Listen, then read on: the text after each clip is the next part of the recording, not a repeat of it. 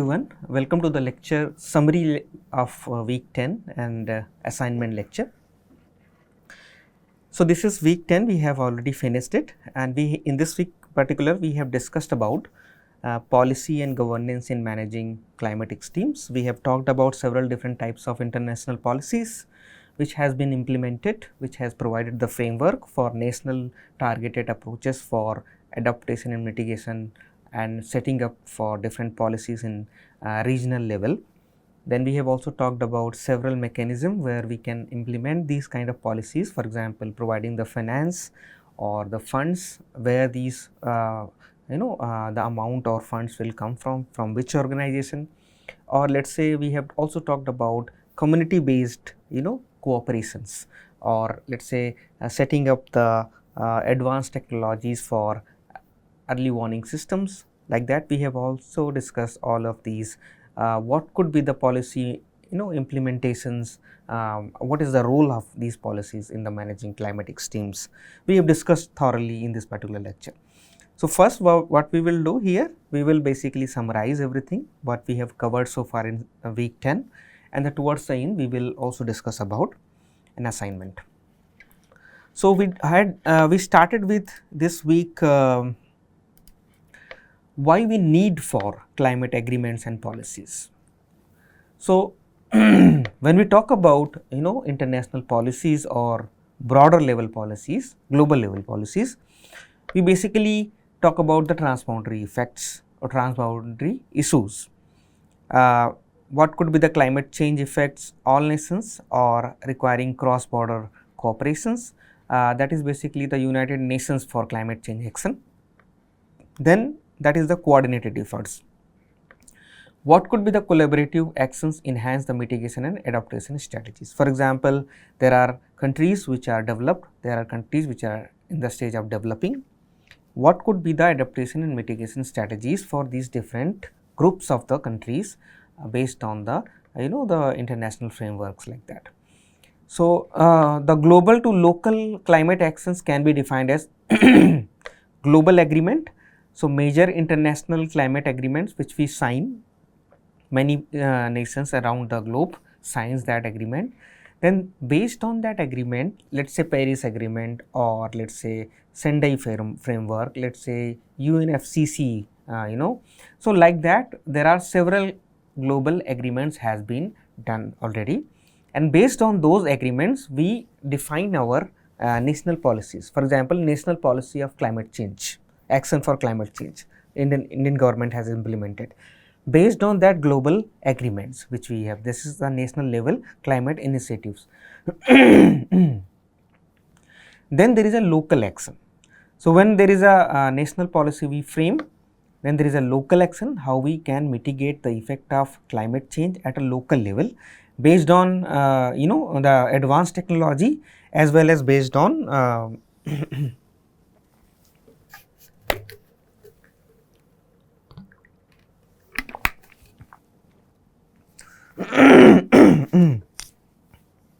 so, based on the advanced technology and based on the indigenous knowledge we have, that we can implement at a local scale and can mitigate the effect of climate extremes. What is the role of national policies?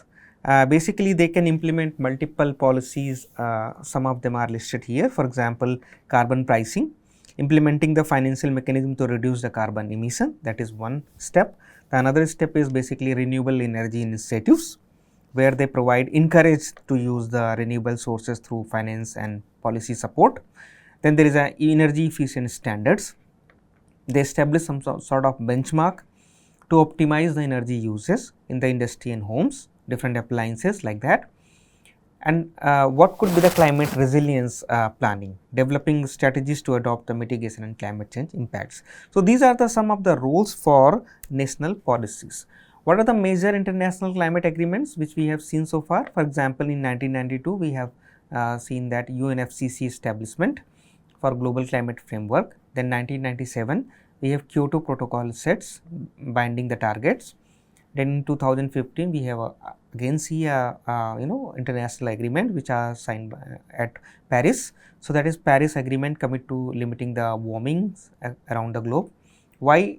So this is basically we have briefed about all these three different international agreement. For example, in the UNFCCC, United Nations Framework for Convention on Climate Change, we are talking about primarily the global cooperations around the globe, different countries cooperations, collaborative efforts among nations to combat the climate change.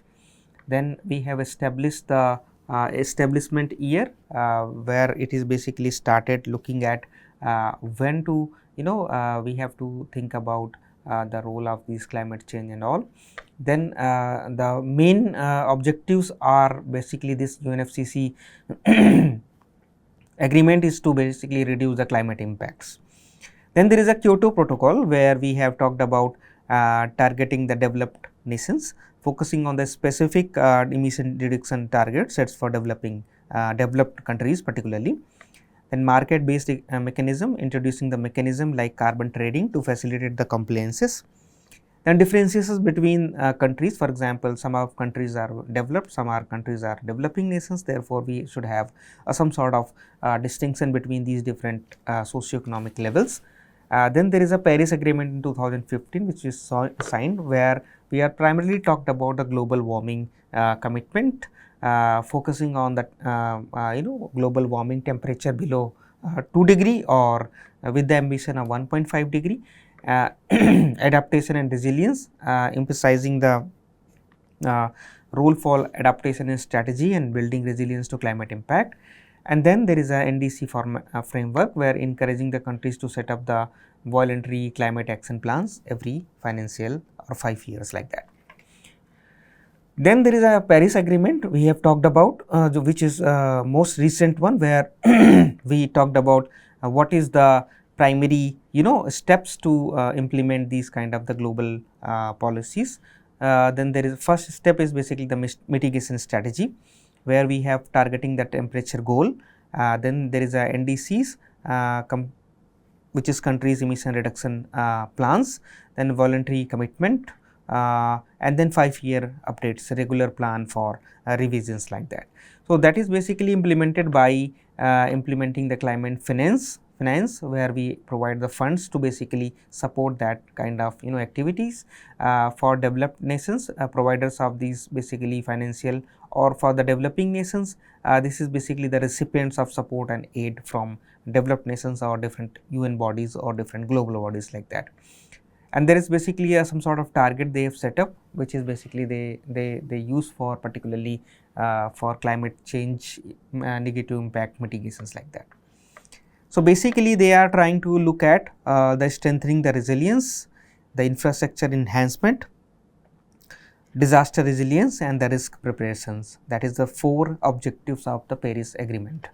Then what is the transparency of the framework? They basically look at establish the transparency framework, so that everything should we should know about what is the policy and what is the overall steps or progress. Country reports emission annual report they provide, the report on mitigation action, what the action they have taken and what is the report on adaptation actions, report on support and provided what they have received, and what is overall the global community assessment progress. So based on compilation of the report they received from different countries, they compile the report and then basically they look at what is the overall progress of the global community based on the set of targets, like that. Then there is another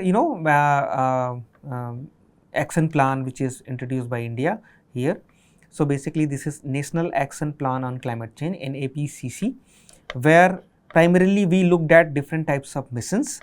For example, we talk about the National Solar Mission, we talked about the National Mission on the Enhanced Energy Efficiency, we talked about the National Mission on the Sustainable Habitat, we talked about the National Water Mission, a National Mission for Green India, National Mission for Sustaining the Himalayan Ecosystem, or National Mission on Strategic Knowledge for Climate Change, and National Mission on Sustainable Agriculture. So based on this basically the National Action Plan of Climate Change, the India has subdivided this plan into different subunits and the subunits has a specific target to achieve. For example, National Solar Missions is primarily looking at the renewable energy generation.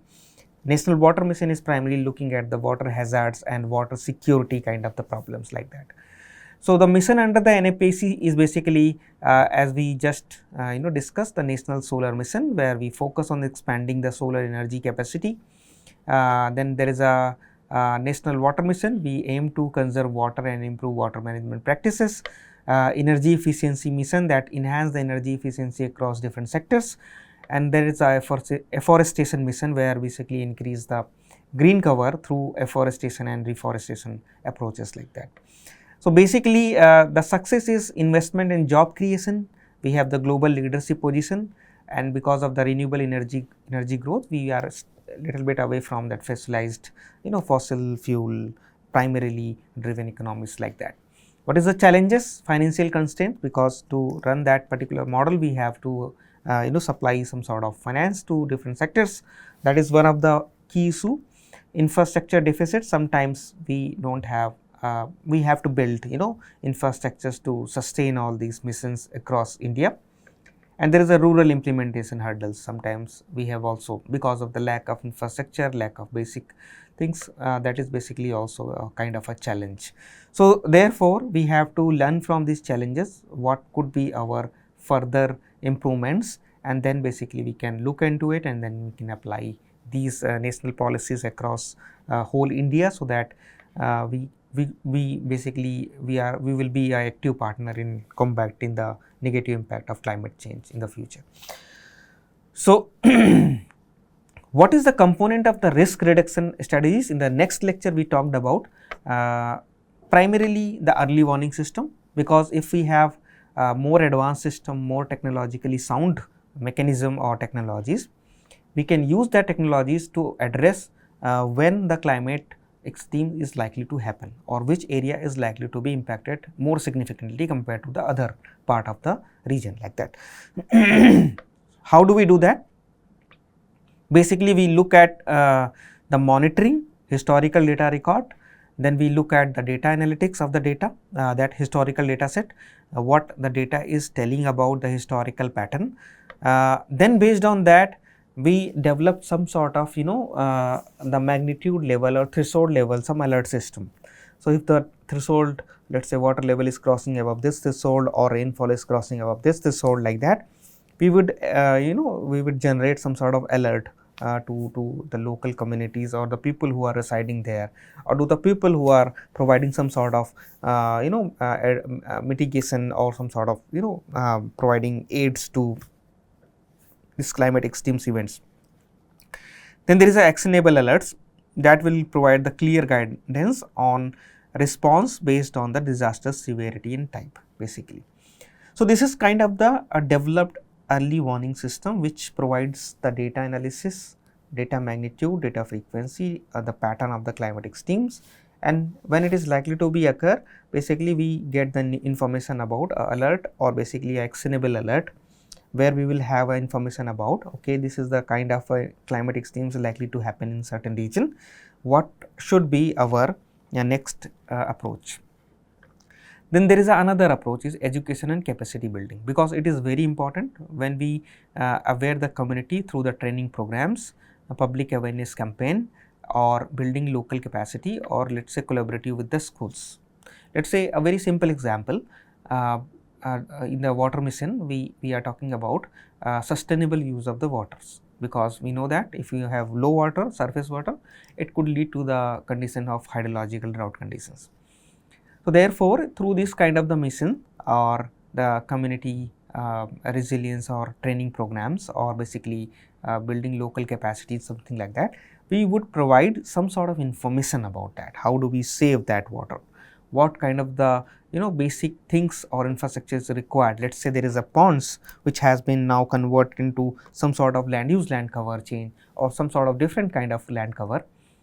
We should aware the local community that, okay, we have to restore that ponds, because these are the basic recharge zone, where the water can percolate inside the ground and basically provide the water to the groundwater levels like that. So, these are the some sort of education capacity building programs are required to basically restore the indigenous knowledge, and also provide some more details about what the technology tells about the climate extremes in a different regions like that. Then there is a infrastructure resilience strategies. Basically, we have to make sure that ensure that we should have a disaster prone infrastructure, so that they can withstand during that climate extreme events like that.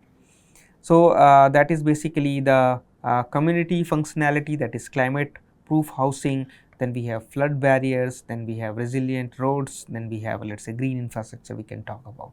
So, these are the infrastructures required when we are dealing with the climate extremes, because if we have poor infrastructure, that is likely to be affected by climate extremes, and that will give us or basically can resultant into a more high economic loss during the climate extreme events like that. So, if you look at this particular diagram, this basically tells about before the disaster risk reduction stage, basically when the disaster will happen, before that we should have some sort of early warning system, we should have some sort of very routine establishment of different types of logistic routes, or basically we should have a proper route analysis and all, leadership management, vulnerable groups, initial damage and needs assessment like that. During the emergency or that climate extremes, we can look into it all these different points which we have already built up in the historical period or post pre disaster event.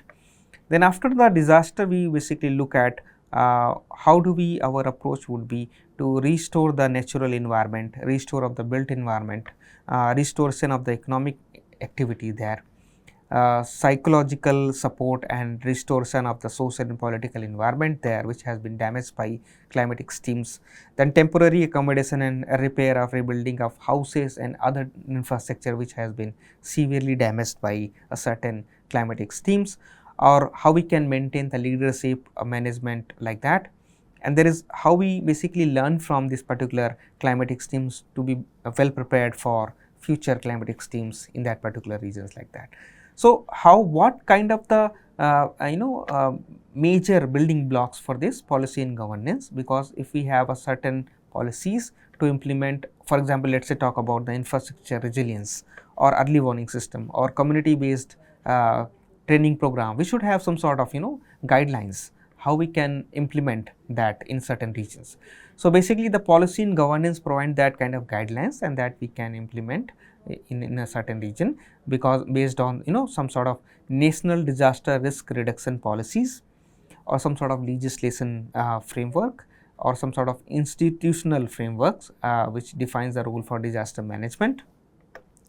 There is some sort of disaster management plans where coordinated prevention and efforts for recovery strategies, and there is international collaborations with enhancing the global DRR effect. We can join their hand, and then basically we can work together, and we can work together in a similar way. For example, there are countries in a developing worlds which are basically using some sort of indigenous knowledge, community based approach to prevent the disaster in that particular region or the exposure to climate extremes in very developing region. We can learn from these development and adopt in a certain different developing regions in different parts of the world. So, that is a sort of international collaborations like that. Then there is a we have talked about primarily the community based adaptation strategies. It is very important because we should have information about let us say if you have enhanced the community resilience, it will basically reduce the vulnerability, it will restore the ecosystem, it will provide the more efficient ecosystem services like that. How do we do that? Basically using the traditional and indigenous knowledge. So, weather forecast, that is basically we can do the traditional and the technological advancement way, and the traditional agricultural practices. Then we have a cultural practices for resilience, social norms for promoting preparedness, and there is a indigenous land management. How do we manage to maintain ecosystem health? That is also very important. So, basically the community strengthening is ties or basically based on community based risk management, that is basically mutual aid groups, social capacity development program and basically information sharing, which is very important to enhance the resilience of a certain regions like that. So, this is a one example we talked about of Bangladesh, where Bangladesh is very famous for frequent flooding and coastal flooding, and basically because of the sea level rise, and there are mighty rivers, for example Ganga and Brahmaputra is also providing a lot of water to that particular region, particularly during the monsoon season. So, what we can learn from that developing nation, how they have implemented the resilience or community based resilience, so that that can be adopted in certain other, let us say, parts of the India as well or some other regions as well. So, we basically in each year we have seen that there is a monsoon floods, severe weather events which has displaced the community people from one place to another place, and there are very loss of livelihoods are also reported in terms of agricultural destructions and losses. That is basically provides some sort of vulnerable communities across different parts of the Bangladesh. Then what they have done, some sort of adaptation measures, they have raised their housing structures, they have floating agricultural system that basically protect from the floods, social stability. These kind of the change in the agricultural practices basically continued the farming even during the extreme conditions as well, and there is a stable food sources. So, we can learn about how we can improve very economically the infrastructure upgradation, and also we can switch from our traditional, or let us say the way we are doing the agricultural practices, and we can improve slightly, so that we can have lesser impact relatively on that the food or the crops in across India like that. Building the resilience in the Bangladesh, for example, they have enhanced resilience, community based rule or strengthening the community tools for future risk, sustained livelihood, changes in the agricultural practices that maintain the food production, reduce the displacement, implemented the houses like that in those areas where these are high risk areas, and therefore, there is a basically stop of the that community displacement from one place to the another place. So, that is basically the traditional flood impact they have adopted, and that is adaptation measures, basically the enhanced resilience, the sustained livelihood and reduce the displacement, that what we learn from the Bangladesh story. So, what could be the role of the policy and governance for risk reduction? Primarily, we understanding the disaster risk through data records, technological advancement like that. Based on the information we received from the scientific knowledge, we strengthen our governance, promoting clear policies and institutions for arrangement for disaster governance. Then there is an investment in resilience. We integrate the risk reduction into the development planning and to enhance the resilience. Then there is a preparedness to response, ensuring the timely and efficient response during the disaster. That is very important. Then there is a building back better. Basically, we are trying to look at how do we restore or recover the infrastructure loss, or basically build that structure which withstand based on during the climate extreme. So this is some sort of disaster risk reduction frameworks that depends upon these different parameters. How do we these parameters are set up? Primarily because of the unified path developed by United Nations. That is SDG 1, which is no poverty, there is sustainable cities, SDG 11, then vulnerable communities, resilient infrastructures and climate response policies. That is basically the important points which basically act as a very key role in providing the disaster risk reduction in any policy and governance across different parts of the regions.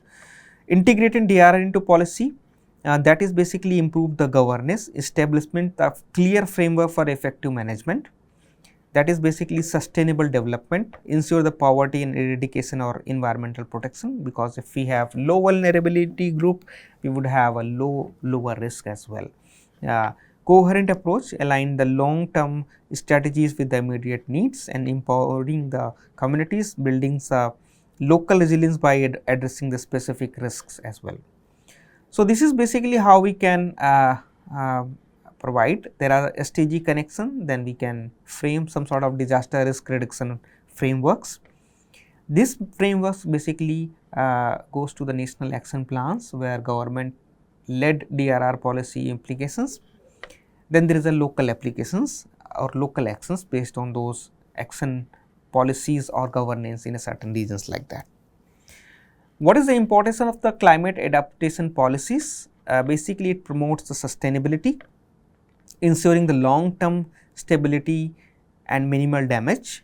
It is basically also advance our knowledge towards the extreme weather events where increasing frequency and intensity of the events. It also promotes the resilient buildings, strengthening the infrastructure system to withstand and recover. Then there is a vulnerable communities where we are looking at the communities at high risk due to the location and the status, that is basically we mark them. Then there is a role of policies in climate actions. We basically tries to look at the institutional strengthening. Then there is a financial support where we are implementing all these parameters in a certain region, and there is a guiding strategies, let us say developing nations and local plans to address specific vulnerabilities and coordinate the actions across sectors. That also parts of the we should have some sort of monitoring in between. So, let us say if we are implementing certain policy in a certain region, we should have some sort of back to back or regular interval monitoring plan, so that we can look at okay, if the policy we have implemented, how well it is going in that particular region like that. So, when we are talking about climate adaptation plan in certain region, we prepare the ground for adaptation. Let us say we have certain types of climate extremes happening in a certain region. We start thinking about how do we tackle that situation in that particular region. We assess the risk and vulnerabilities to climate change. Then we identify the adaptation options based on the global cooperations or the global frameworks or the local knowledge like that. Then we assess the adaptation options, which options we should follow, or there are alternative options as well. Which would be the best alternatives or the options we can adopt to to withstand for some sort of climate extreme conditions. Then implement your plan and then monitor and evaluate. Regular monitoring and evaluation is very required when we are implementing certain plan in one particular region. What is the national adaptation policy and strategies? Basically, we look into sectoral adaptation strategies, particularly in the agricultural sector, where we are looking at the farming techniques, drought resistant crops or water management. And there is an infrastructure, we look at the climate proof buildings and transportation systems. Then we look at the water, where we are looking at the infrastructure building or the water resource infrastructure big projects, water scarcity reduction and conservation practices. So, these are the some sort of sectoral adaptation strategies we implement in a certain national adaptation policies and strategies. What is the integrated climate risk management, where we are comprehensive risk assessment and cross sectoral planning. Not we are looking at one sector, but there is a cross sectoral, so that we should ensure policy alignment and the across sectors to address interconnected climate risks like that. What should be the future direction for adaptation of policies? Policy should be the coordinations, that is one important step, that is the clear mandate. We should have definite or roles or responsibility of the effective governance, enforcement mechanism, that is also very important, and then adaptation frameworks. So, these are the 4 key parameters which is strengthen the climate governance in a certain region. What should be the factors contribute to the climate resilience? We should know about the investment in natural based or traditional knowledge, sustainable practices, local biodiversity and ecosystem restoration. These are the some sort of local or climate resilience pointers or parameters. How we can leverage the innovative and technology, that can also be some sort of future direction for adaptation. We can use the AI or machine learning or let us say big data analysis or the data which is stored in the cloud computing like that. We can work on the predictive analysis, we can work on the climate models, we can work on the GIS mapping kind of thing, and then we can basically provide some sort of policy designs based on whatever the output we have received from AI or big data analysis or predictive analysis or geospatial or climate models like that. So, that would be some sort of future step forward when we are looking at innovations and technologies in that sense. So, primarily we have talked about a lot of key details about what is the global cooperations or global policies, how we can implement into the national policies, what are their challenges, what kind of the parameters is required for implementing that particular policy or governance in a certain region, finance, traditional knowledge, community based adaptations for example. And then we basically towards the end we talked about what could be the future steps forward where we can improve further. The if there is a challenges we can improve, for example there is a early warning system we are talking about. So, how we can improve the predictability of the early warning system based on the historical data set. If we have more data, we can more better way we can provide more information about the climatic extremes. If we have more predictive model, we can correctly predict the their behavior over the time, and then we can assess okay next 5 days this kind of the event is likely to happen like that. So, these are the future improvements are required, which is continuously we are working on it, and probably we will improve the current state of the adaptation and policies in the future as well. So, this is the whole details about this policy and governance. So, you can read about the key details of the National Action Plan on the Climate Change, which you can read from this particular link. And the next lecture we will talk about the key details of what is National Action Plan on Climate Change. Thank you so much for the attention.